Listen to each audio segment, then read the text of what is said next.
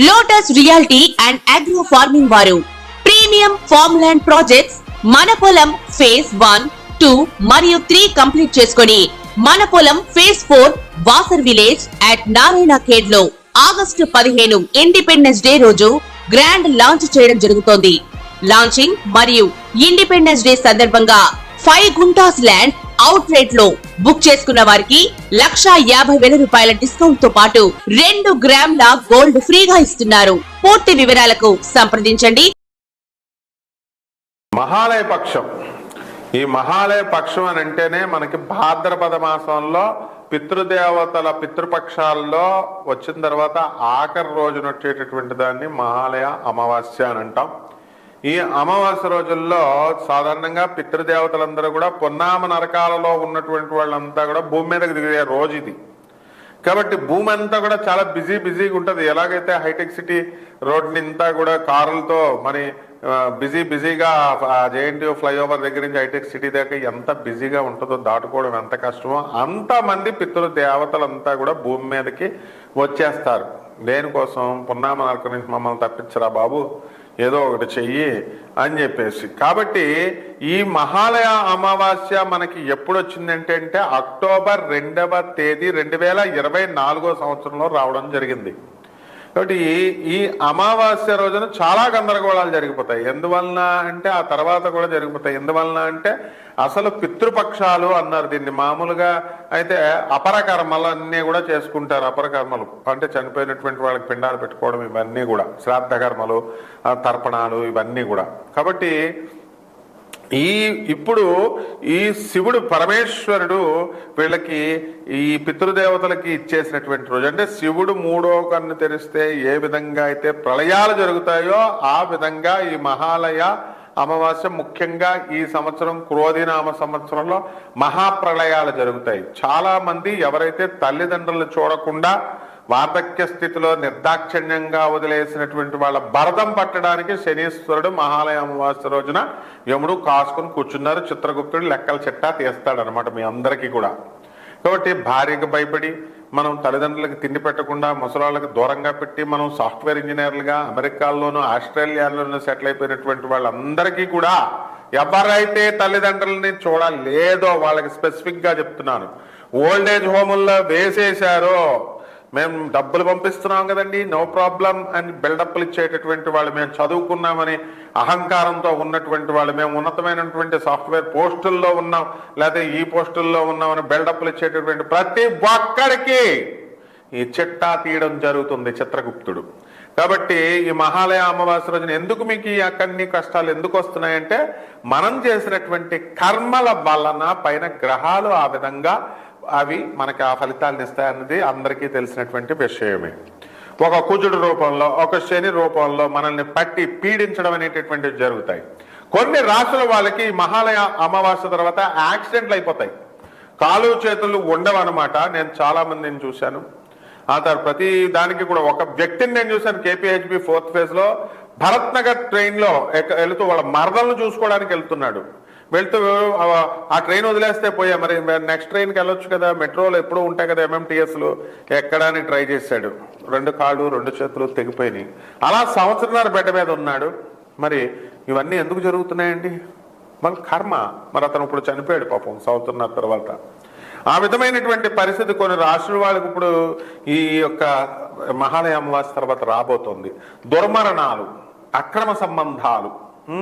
మరి మేము చదువుకున్నాం, మనకి ధర్మ భీతి లేదు, పాప భీతి లేదు, దైవ భీతి లేదు, మన ఇష్టానుసారంగా మనం ప్రవర్తించవచ్చు మనం చెప్పి రెచ్చిపోయినటువంటి వాళ్ళందరికీ కూడా పోలీసులకు భయపడతారు. కానీ దేవుడికి భయపడాల్సిన ఇంగిత జ్ఞానం లేదా? దేవుడు భయపడాలన్న జ్ఞానం ఉండాలి కదా చదువుకున్న వాళ్ళకి.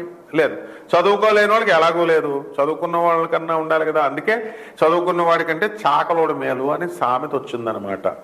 కాబట్టి అటువంటి వాళ్ళందరికీ కూడా ఈ యొక్క మహాలయ అమావాస్య రోజున రాజకీయ నాయకులు ఇటీవల కాలంలో మీరు చూసుకున్నట్లయితే వాళ్ళందరూ కూడా అక్రమ సంబంధాల్లో ఇరుక్కుపోయారు. అటు భార్య వచ్చింది, ఇటు ఉంపుడు గత్త వచ్చింది, ఇద్దరు వచ్చి సాక్ష్యాలు చెప్తున్నారు. వీడి పరువు ఎలాగో పోయే, వీడికి పరువే లేదు అసలు. తర్వాత సినిమా యాక్టర్లు డాన్స్ మాస్టర్లు, జానీ మాస్టర్, వీళ్ళు వాళ్ళు ఒక స్టేజ్కి వెళ్ళి ఒక డెవలప్మెంట్కి వచ్చి ధడేలని అక్రమ సంబంధాల్లో పడిపోయి వాళ్ళ కుటుంబ జీవన విధానాలనే పోగొట్టేసుకుని మార్చేసుకున్నారు. నో ఎథిక్స్ వీళ్ళందరికీ కూడా. కాబట్టి అలాగే మరి ఇప్పుడున్నటువంటి సినిమా యాక్టర్లు కబ్జాలు, ఆక్రమించినటువంటి అవన్నీ కూడా అంత పేరు ప్రతిష్టలు ఉన్నటువంటి వాళ్ళ బిల్డింగ్లను పడగొట్టేయడాలు, ఇవన్నీ కూడా వరుసలో జరిగిపోయినాయి. మరి ఇవన్నీ ఏమిటండి? వాళ్ళు ఏమైనా కావాలని చేశారంటే వీళ్ళ పాపపు ఫలితాలు పైన ఉన్నటువంటి గ్రహాల రూపాల్లో వచ్చి వీళ్ళని అట్టడుగున పీడిస్తాయన్నమాట. కాబట్టి ఈ యొక్క అమావాస్య, మహాలయ అమావాస్య అని దానికన్నా అన్నారు. అంటే ఎన్నో అమావాస్యలు వస్తాయి మనకి, నెలకు ఒక అమావాస్య చొప్పున 12 అమావాస్యలు వస్తాయి. మరి దీన్ని పెద్ద అమావాస్య, మహాలయ అమావాస్య అని ఎందుకన్నారు? పున్నామ నరకంలో మన పెద్దలందరూ కూడా ఏడుస్తూ ఉంటారనమాట. ఎప్పుడు వీడు పిండం పెడతాడా, తర్పణం పెడతాడని ఎదురు చూస్తూ ఉంటారు. మనం పెట్టం. కారణం ఏంటంటే పంతులు 2 లక్షల ప్యాకేజీలు అడుగుతున్నారు ఈ పంతులు గాళ్ళు వీళ్ళొకళ్ళు. ఏది చిన్నది చెయ్యాలన్నా సరే ప్యాకేజ్ చచ్చిపోయినప్పటి నుంచి ఎప్పుడు చచ్చిపోతాడా. అసలు అపరకర్మలు చేసేటటువంటి పంతులతో మనం స్నేహాలు చేయకూడదు. నాకు ఒకడు ఉండేవాడు నాగేంద్ర శర్మ అని. వాడితో నేను ఎక్కడికన్నా వెళ్తే ఏం చేసేవాడు అంటే ముసలోళ్ళని చూసుకునేవాడు ఫస్ట్. ఇంకా ఎంతకాలం బతుకుతారు, ఎన్నాళ్ళ నుంచి అని, అంటే ఏజ్ క్యాలిక్యులేషన్ చేసుకుంటాడు. 6 నెలల 3 నెలల వీడు ఎప్పుడు లేచిపోతాడు అన్నట్టుగా. కాబట్టి అపరకర్మలు ఎవరి బిజినెస్ వాడిది, వాళ్ళు తప్పు పట్టడం మనం తప్పు కాదు. కాబట్టి ఈ యొక్క అపరకర్మల్లో కొన్ని కరోనా టైంలో ఎలాగైతే అందరూ ఠపా లేచిపోయారో, మరి ఉద్యోగాలు అందరూ కూడా ఈ రావన్నమాట. ఈ మహాలయ అమావాస్య తర్వాత కొన్ని రాష్ట్రాల వాళ్ళకి వచ్చేటటువంటి సమస్య లేదు. నాకు వచ్చేటటువంటి కాల్స్లో మీరు కూడా సర్వే చేసుకోండి, భారత ప్రభుత్వం సర్వేలాగా మీరు కూడా సర్వే చేసుకోండి. ఒక్కడు కూడా నేను ఉద్యోగం చేస్తున్నానని చెప్పేవాడు 1% ఉంటాడు. ప్రైవేట్ జాబులే పని, గవర్నమెంట్ పోస్టులు కూడా కాదు. ఏమంటే గురుగారు నేను ఖాళీగా ఉన్నానండి, ఏమీ చేయట్లేదండి, నాకు డబ్బులు ఎలాగొస్తాయండి, నా సమస్యలు ఎలా పరిష్కారం అవుతాయండి, ఇదే ప్రశ్న ఎవరికి చెప్పినా. కాబట్టి ఈ యొక్క మహాలయ అమావాస్య తర్వాత కొన్ని రాశుల వాళ్ళకి చాలా కఠినంగా, భయంకరంగా మీకు ఉండబోతున్నాయి. మొట్టమొదటిగా మేషరాశి వారికి, వృషభ రాశి వారికి యావరేజ్గా ఉంటాయి. ఈ విద్యార్థులు ఎవరైతే ఉన్నారో వీళ్ళంతా కూడా మరి చదువు బాట పట్టకుండా ఈ అమావాస్య, మహాలయ అమావాస్య తర్వాత డ్రగ్స్కి ఎడిక్ట్ అయిపోవడం, తాగుడికి వెళ్ళిపోవడం. నా స్టూడెంట్స్ ఉన్నారు, జేబులో మందు బాటలు పెట్టుకుని క్లాస్ రూమ్లోకి వచ్చేస్తారు. ఏమడుగుతాం, మిగతా టీచర్లు ప్రొఫెసర్లు పట్టుకున్న మందు బాటలు ఉంటారే కానీ వాడికి పాపం కాలేజీకి రానంటాడు. ఇప్పుడు ఒక ప్రముఖమైనటువంటి టాప్ 10 కాలేజెస్ అని మనం అనుకుంటాం కదా, అందులో ఉన్నటువంటి వన్ ఆఫ్ ద ప్రైవేట్ కాలేజీలో, అరే జరా మమ్మల్ని చూడరా బాబు, నీ అన్నీ కూడా దృష్టి అంతా కూడా ఆకాశం పైన ఉంటుంది, మమ్మల్ని ఉన్నంతకాలం అయినా సరే మమ్మల్ని కేర్ చేయరా, మంచిగా మాట్లాడరా బాబు అని చెప్పి బతిమాలుకున్నటువంటి ప్రొఫెసర్లు ఉన్నారు. మా స్టూడెంట్ ఈశ్వర్ అనేటటువంటి స్టూడెంట్. కాబట్టి ఈ విధంగా మనకి లాయర్లు ఒకానొక దశలో బ్రహ్మాండంగా అద్భుతంగా వాదించేటటువంటి కొంతమంది లాయర్లు. మాకు ఒక లాయర్ ఉన్నాడు మరి విజయవాడలో, చక్కగా జేబులో మందుబాటులు పెట్టుకుని సీనియర్ ఏమో వెళ్ళి వాయిదాలు వేసుకురమ్మంటే ఇప్పటికే ఒక 30 సార్లు జడ్జి గారి దగ్గర వాయిదాలు వేసుకొచ్చామండి. మళ్ళీ వాయిదా అడిగితే వాళ్ళు ఊరుకోరండి అని చెప్పేసి కూడా వచ్చినటువంటి వాళ్ళతో మందుబాటులు జేబులో పెట్టుకొని అక్కడే గడగడగడగడ రాత ఆగేసి అక్కడ పక్కన బాస్కెట్లో పడేసాడు. ఆ తర్వాత జడ్జి గారి దగ్గరికి వెళ్ళాడు. డేట్ అడిగితే డేట్ ఇచ్చారు జడ్జి గారు. ఇవన్నీ ఎందుకు వల్ల జరుగుతాయంటే మహాలయ అమావాస్య ఎఫెక్ట్. కాబట్టి కొన్ని రాశుల వాళ్ళు వీళ్ళు ఇందులో మహాలయ అమావాస్య తర్వాత పచ్చి తాగుబోతులు అయిపోతున్నారు. అలాగే మీరు పూర్వజన్మల్లో వాడేసుకొని అమ్మాయిల్ని పాడు చేసేసి వాళ్ళని మోసాలు చేసేసి వదిలేసినటువంటి ఆడవాళ్ళంతా కూడా వాళ్ళు ఇప్పుడు పిశాచుల్లాగా మారి ఈ జన్మలో మిమ్మల్ని వేధించడానికి కొన్ని రాశుల వారికి రావడం జరుగుతుంది.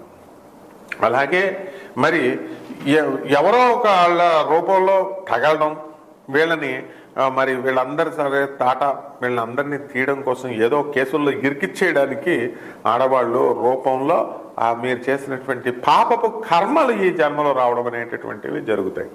కాబట్టి మీరు ముసలి వాళ్ళని చూడలేదు, తల్లిదండ్రులకు తిండి పెట్టలేదు, ఇవన్నీ పోతాయా ఊరికనే పాపాలు? తల్లిదండ్రులు ఎంత చిన్నారు, అల్లారు ముద్దుగా మిమ్మల్ని చూసుకున్నారు, అవన్నీ మర్చిపోయి వార్ధక్య దశ వచ్చేసరికి ముసలోళ్ళు అంటే అసహ్యమా?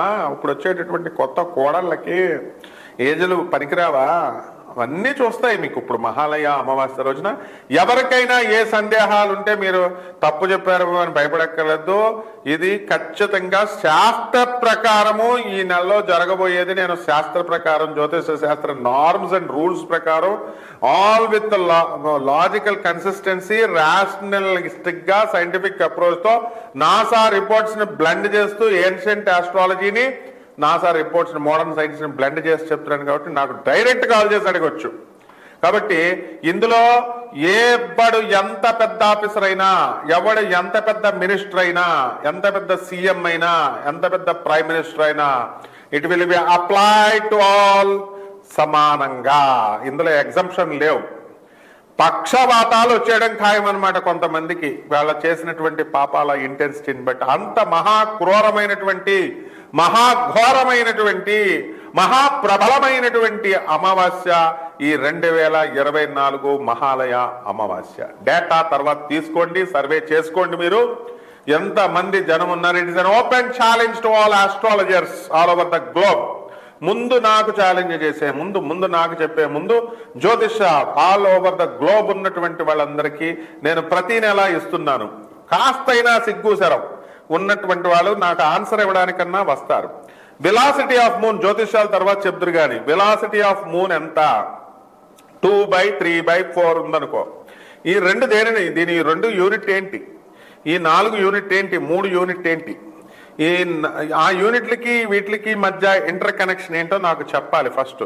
ఎంతవరకు నేను ఇన్ని సంవత్సరాల నుంచి అడుగుతున్నాను. మోడర్న్ సైన్స్ రూల్స్ ప్రకారం kilometre per hours and metres per seconds లో మాత్రమే వెలాసిటీని మనం కొలుస్తామని తెలుసు. But what is this?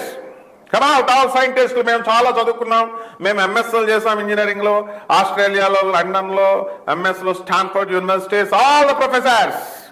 నేను ఒక ప్రొఫెసర్ని కాబట్టి I'm posing you a question. మీరందరూ రండి సమాధానాలతో. తప్పకుండా ఈ యొక్క ఫలితాలు ఇలాగే జరుగుతాయి. కాబట్టి ఎవరికి ఏం జరగబోతుందో మరి రాశుల వారీగా మనం చూద్దాం. వృశ్చిక రాశి. ఈ వృశ్చిక రాశి వారికి ఈ నెల బ్రహ్మాండంగా ఉంటుంది. అసలు ఎవరో ఒకళ్ళు మనం పూర్వజన్మలో మనం చేసినటువంటి పాపపు కర్మల వల్ల, అవతల వాళ్ళని మనం మోసం చేయడం వల్ల, వాళ్ళు శత్రు రూపంలో, మీ పిల్లల రూపంలో, మరి మీ భార్య రూపంలో ఇలా వచ్చి మిమ్మల్ని వేధించడం అనేటటువంటిది జరుగుతుంది. అయితే వాళ్ళు మీ పూర్వజన్మలో ఉన్నటువంటి శత్రువులు ఇప్పుడు పుట్టారు అనేటటువంటి నగ్న సత్యాన్ని ఈ నెలలో మీరు తెలుసుకోగలుగుతారు. అలాగే చేస్తున్నటువంటి వ్యాపారాలన్నీ కూడా కలిసి వస్తాయి. మీ పిల్లలకి మీరు ఇచ్చినటువంటి చనువు వల్ల ఏమి లాస్ అయిపోయారు అనేటటువంటిది ఇప్పుడు మీరు తెలుసుకోగలుగుతారు కొద్దిగా. అలాగే బ్యాడ్ హ్యాబిట్స్ నుంచి ఈ వృశ్చిక రాశి వాళ్ళు కొద్దిగా బయటకు వచ్చేయడం అనేటటువంటిది జరుగుతుంది.